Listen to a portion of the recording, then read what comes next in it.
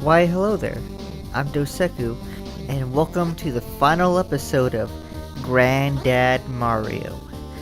After the heck that was the meteor level, we finally made it into the space station, and we are on our way to face off against our boss. Let's hope this is nowhere near as bad as the last level was. Who am I kidding? I know it's gonna get bad. But nowhere near as bad as it was before. So this stage is comprised of mini rooms, essentially. Like this first room here is of course Mario from Adventure Island. And then after this we get another space station, another room, and so on. Unfortunately, unlike the other mini-bosses we fought, the mini-bosses in this stage will not have their own special boss music playing.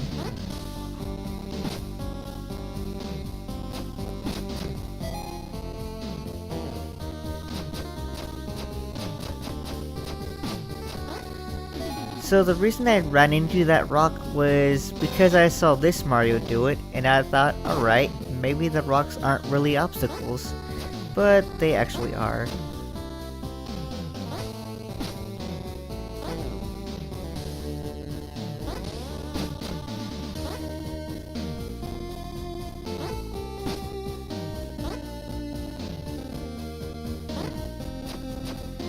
And this is the best way I've seen to deal with this particular iteration of Mario.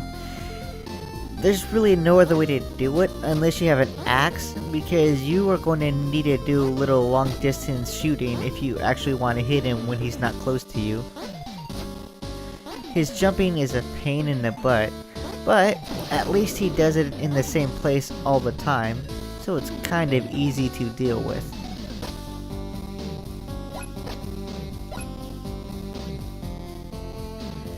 Another thing I would like to note is when you actually load a game in after quitting, you lose all the weapons you have and your lives revert back to 3. The life thing we knew of since, what was it, level 2? But the weapon thing I just noticed on this stage, or on this level.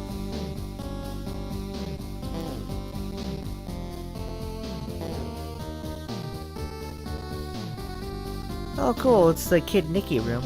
Nice.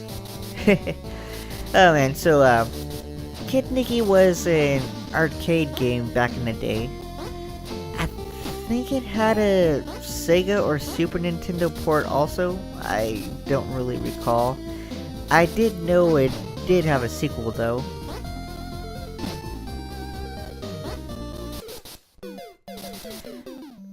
But as far as things go, the Kid Nicky motif is only for stage aesthetics and design.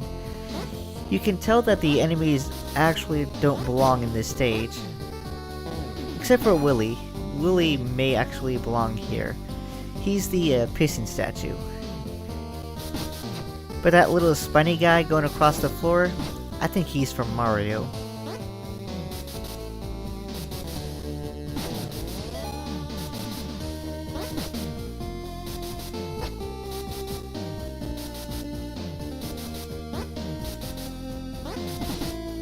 Yeah, thankfully we got a lot of sub-weapons to deal with these statue things.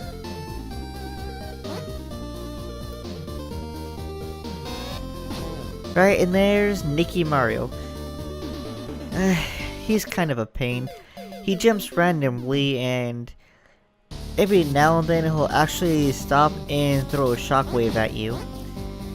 Usually he'll do it from the right side of the room if you're on the left, but if you're on the right side, he'll actually do it from the middle.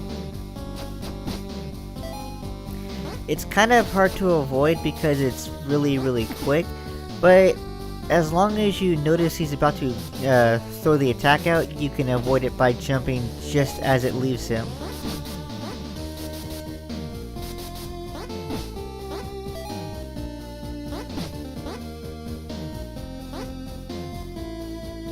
So let's try this again. So this time around, instead of being tactical like I was with the Adventure Island Mario, the Kid Nicky Mario, I'm just gonna brute force.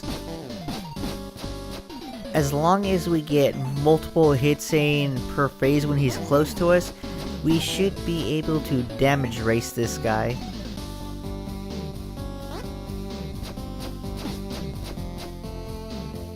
And luckily, being on the right side of the screen does offer us a little bit of protection, because he can't hit us over the head if he jumps too high. And there he goes. Yay! Oh, it's a meteor. Huh. There we go. Nice. Oh, shoot! No!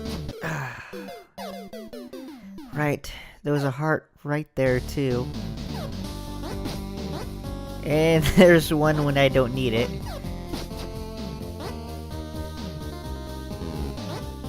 Oh well. So far this has been pretty easy. But I know that's just gearing us up for what's about to come our way.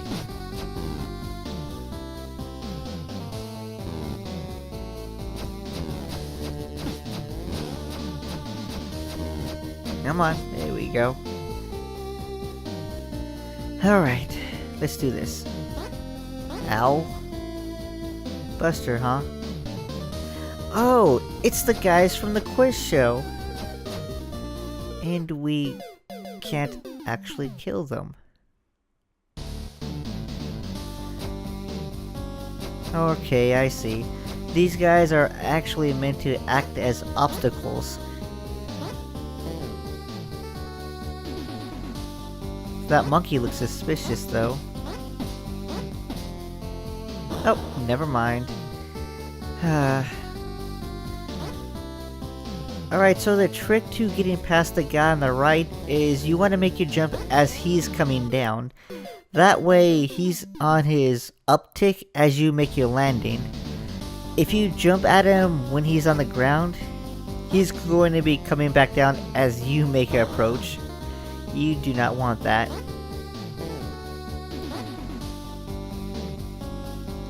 Let's carefully observe him, time it, and fail.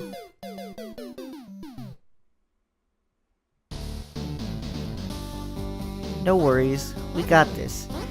This is no instant death spike area. I'll just brute force my way through if I need to. Alright, so there we go. And that's what happens if you do it when he's coming back down. Well, if you do it too early, I guess.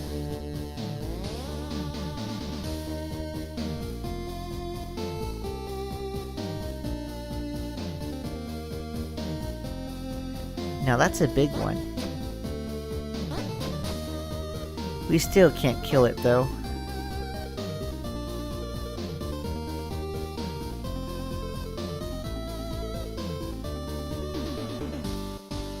Dun, dun, dun, dun, dun, dun.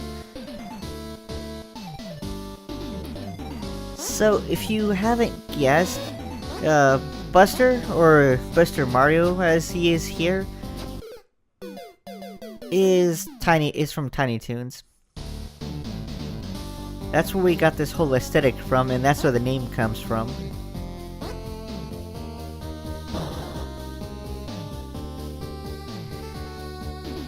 In fact, these little guys here, they come from a bootleg of Tiny Toons. And that's why they're here. Here we go. Nice. So you can't actually go under these guys, they don't jump high enough for that. So you actually do have to jump over them, which requires a bit of timing. This next set here, and the ones from here on out, you can, of course, just walk right under them.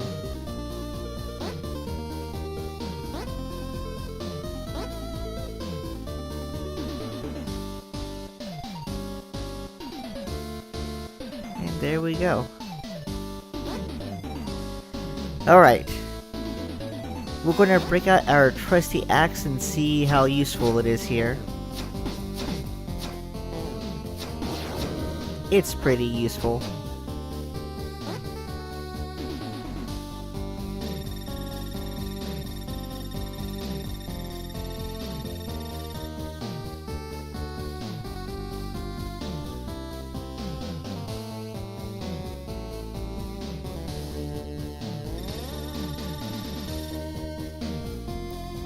Yeah, we're here.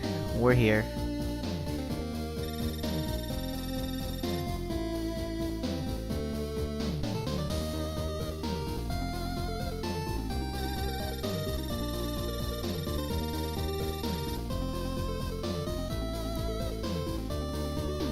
So we've been hearing a lot about this space gulag throughout the game.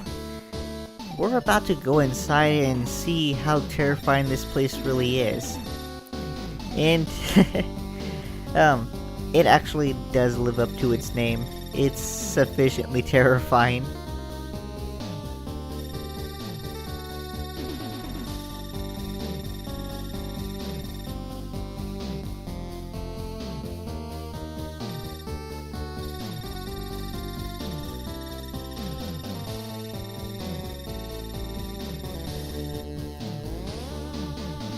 Thank you, Rockman. You aren't kidding.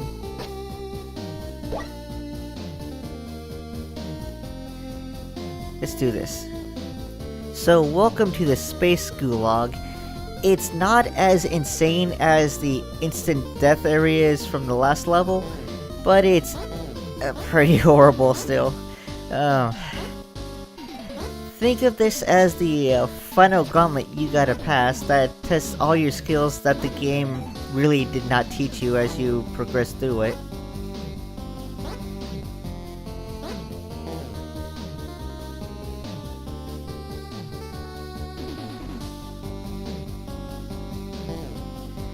Yeah.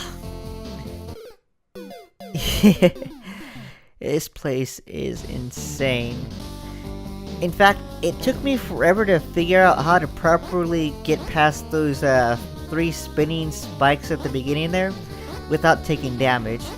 For the longest time, I've always taken damage from the last spike in that first set. And it's because I didn't know how to get past it. The thing is, you don't get enough room to really avoid it if you try to do a regular jump.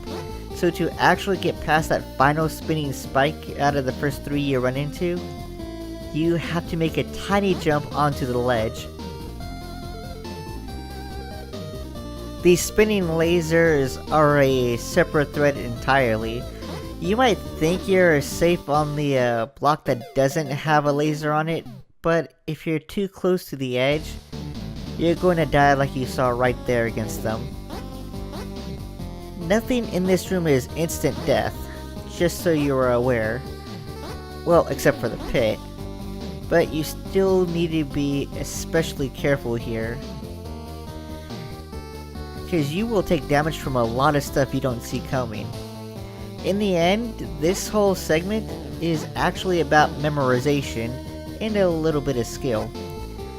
There is no way you're going to avoid taking damage on your first run through. There's just too many things going on. So the best recommendation I can give, at least at first, is to take it slow, look at the area, and time yourself. Because the majority of this room is spinning lasers. And if you go too fast, you're going to be in for a world of hurt.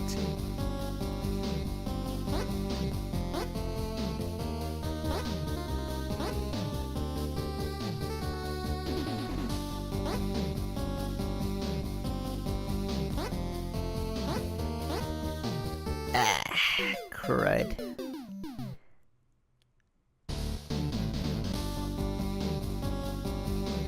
Oh yeah, and if you look carefully, you may notice different characters in the background there, like the one guy tied up to the upper left wall. These are all characters you've actually faced throughout your adventures in the game. If you remember, the boss Mario has been essentially throwing people into the space gulag.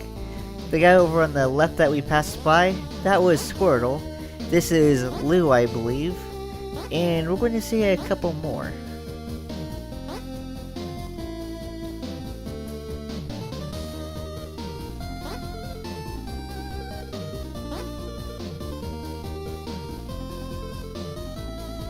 Now we have no time to save them, we got our own issues to deal with. We'll leave the out-of-shape Rockman to take care of this for us. Although I don't know where that particular Mario is coming from. We may have fought him, I just don't remember.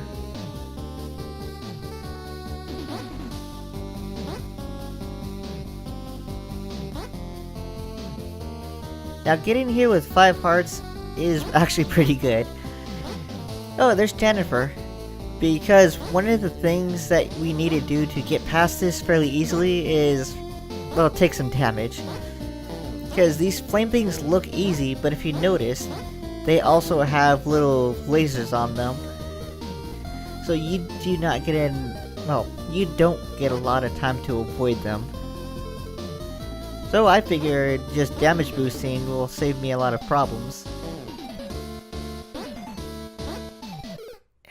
Right? And there was the exit.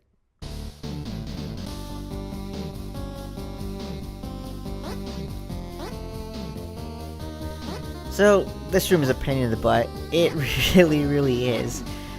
Once you get to the flame things near the exit, you want to at least have 3 to 4 health energy, especially if you plan to damage boost your way through, because it takes about that much to actually get to where the acid area is.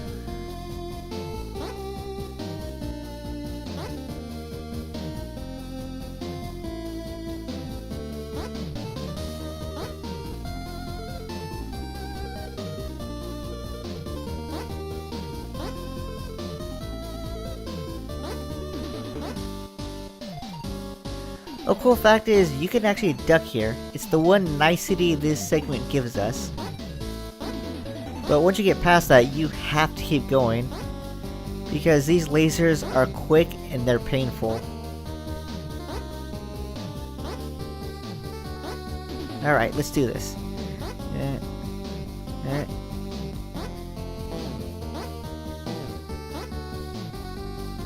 Now, I probably could have timed my way across those flames of spinning lasers, but I said screw it. This is faster, and that's exactly what we're going to do.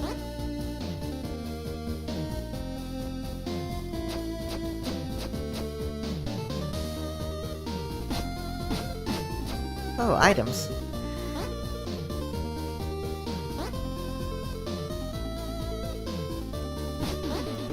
Now, I do make the mistake of thinking that these bushes are actually friendly because they drop items, but in fact they're actually enemies and not treasure chests. I only thought they were treasure chests due to the fact that 2 separate ones dropped health for me.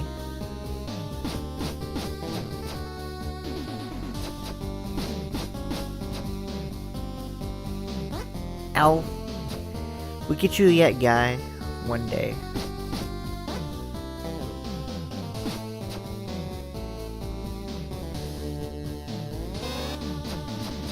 Alright, so I think this is the, what was it, Joe and Mac Mario? He's a pain in the butt. Much like all the other Mario iterations we've come across, he can be best handled with an axe. Which thankfully we do have on hand.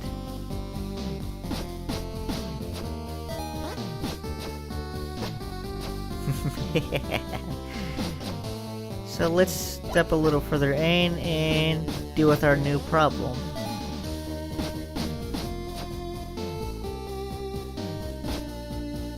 Good, good. Ow, nah.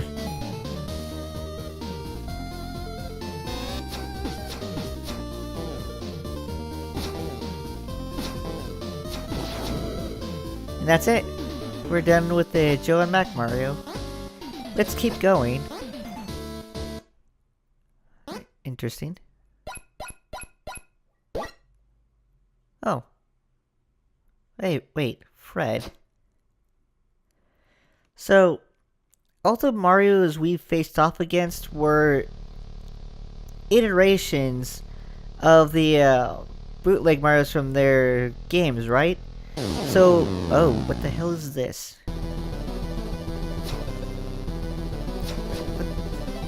What is this? Oh, let's just hit it. So, I guess it would make sense that, well, the version of Mario that we're playing is obviously Fred. I mean, just look at the outfit. And the title screen, too.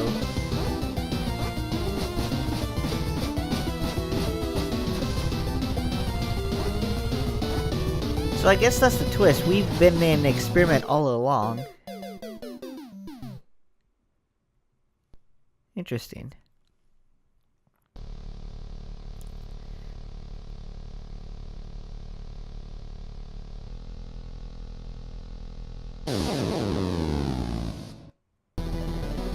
So, you may think this is the final boss, especially since it's a giant monster with a bunch of Mario heads on it. But he's not.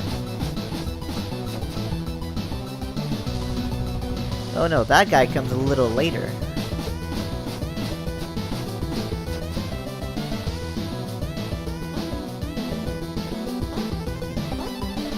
Though, this is actually a pretty cool design. I do like the way this guy is designed.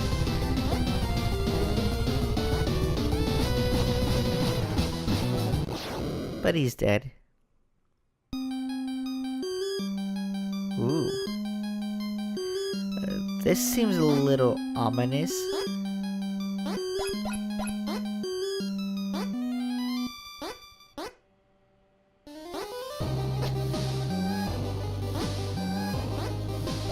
It seems very ominous. Ooh, wait. Is this the lead up to the final fight? I mean, it kinda has to be, but it's actually kinda cool. I like this. So let's take a dive into this pit and see what awaits for us below. Huh. Oh. Oh no. It's Boss. But I do not like what I'm seeing in the background there.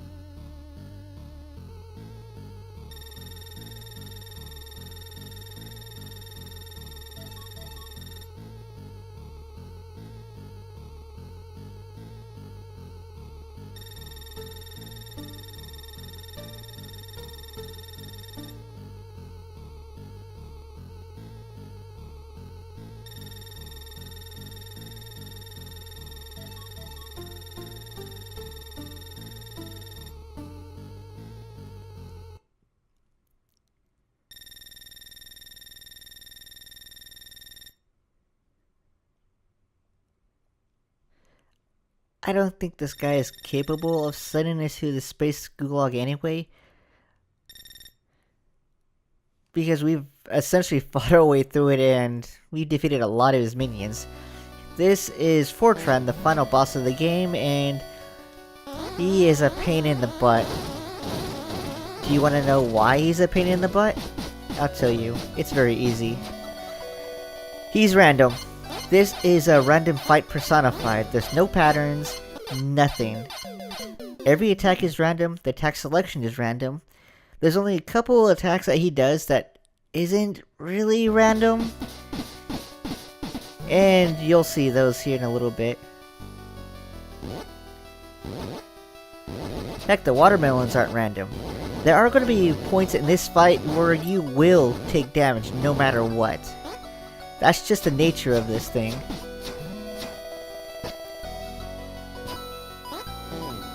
Hell, even in the way the coins come out, they're random. There's no real way to actually dodge this fight and make your way through it. You just have to get lucky a lot. So, rather than have you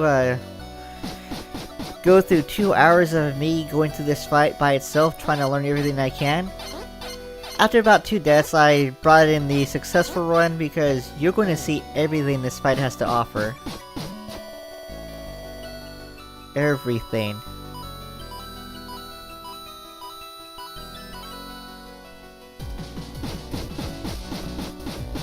So while we're here, just enjoy this sweet, sweet music. Oh yeah, the watermelons are actually fairly easy to avoid once you kinda get them down. They're still random. The worst attack he has is the arrows, because it's darn near impossible to avoid them. Everything else, you have a chance, sort of, and you can be more successful than not at it, but the arrows, you're going to get hit one way or the other. Also along with these 7s, because they wave back and forth.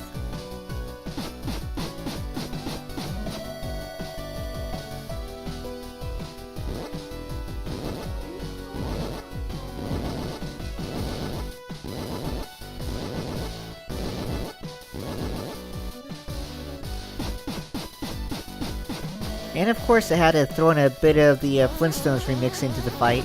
It's really, really interesting.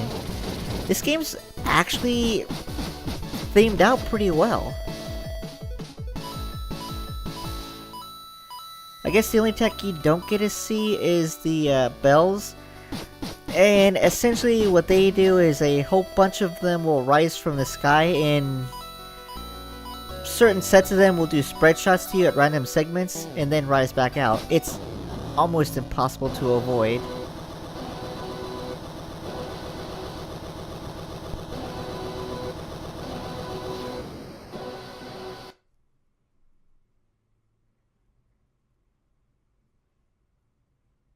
But that's it. That is Fortran defeated.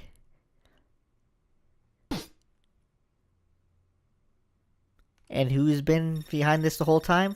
Why, well, we can tell it's regular Mario. Bye.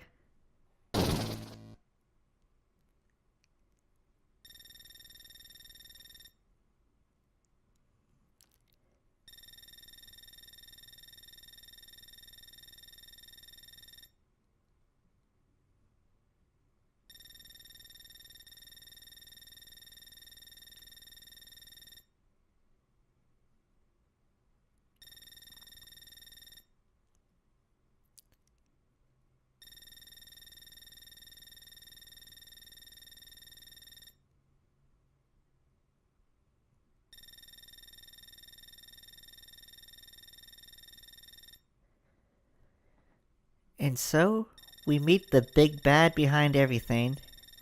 I guess even Fortran had a master, but he too was an experiment. Yep, Fortran was corrupted Mario this whole time. The one non-bootleg character in the game. Well, actually no, Fortran himself is a bootleg version of Mario.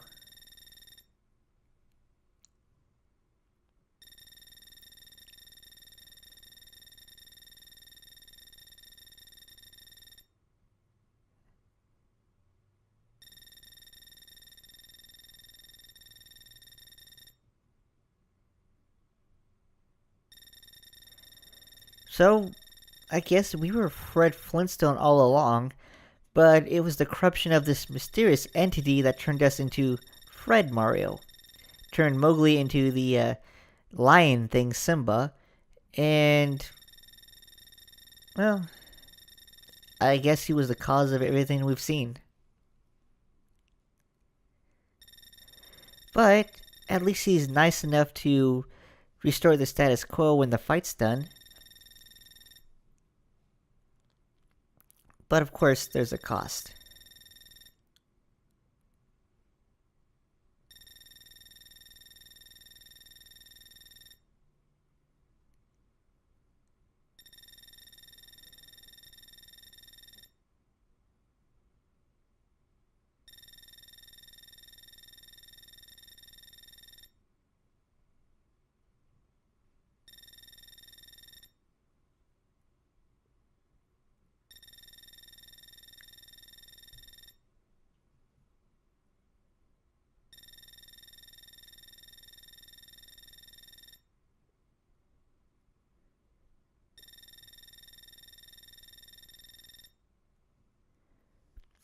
And the cost is, of course, the threat of a second invasion, this time not as subtle as the one we just thwarted.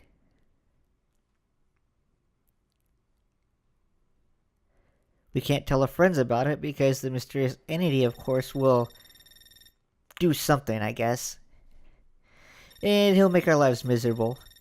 Most likely, with as powerful as he is, he'll probably kill off a few of our friends.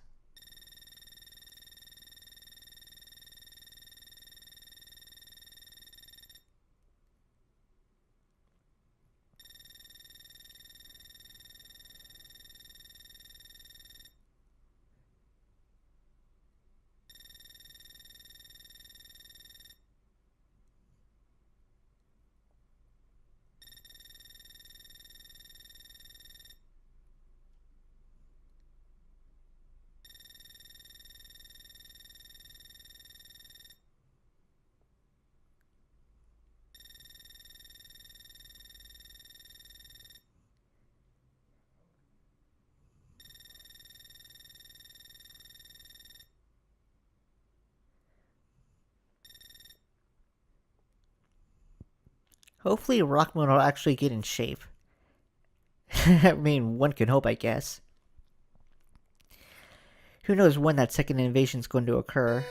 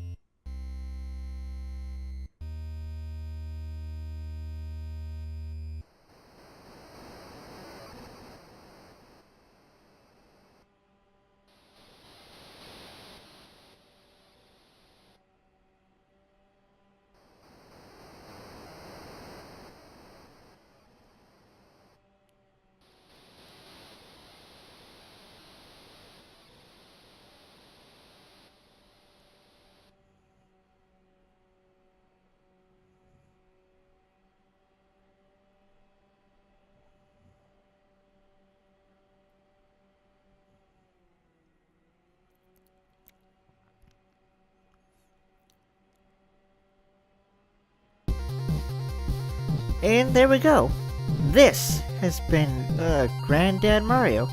A game that was way better than I thought it ought to have been considering the material it's basing itself off of. But honestly, it's not that bad. It was kind of enjoyable with the exception of a few frustrating parts in the last two levels of the game being utterly ludicrous, and the final fight being more random than, well, being more about luck than actual skill to get past. But this is where I leave you guys. I hope you guys enjoyed the game, and maybe I'll catch you next time around. Bye!